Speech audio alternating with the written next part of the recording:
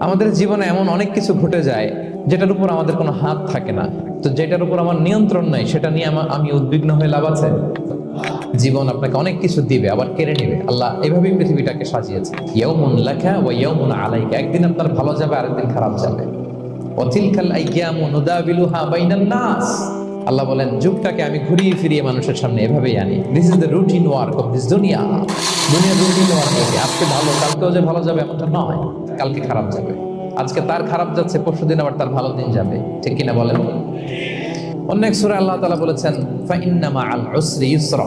নিশ্চয়ই কষ্টের সাথে আছে স্বস্তি। আজীবন মানুষ কষ্টে থাকে না। দুঃখের পরে থাকে সুখ। দুঃখের পরে কি থাকে? সুখ থাকে। এজন্য উদ্বিগ্ন হওয়া যাবে না। বিষ্ণু ইসলামের জীবনী থেকে আমরা এটাই শিখি, উদ্বিগ্ন হওয়া যাবে না। তিনি বলতেন, ওয়া আলাম আন্নামা আসাবাকা লাম ইয়াকুন লিয়ুখতিআক ওয়া মা আখতাআকা লাম ইয়াকুন লিয়ুসিবাক রুফিআতিল আকলাম ওয়া জাফফাতিস সুহুফ। ওনার কাজিন আব্দুল্লাহকে ডেকে বললেন, আব্দুল্লাহ, যেটা তুমি পাওয়ার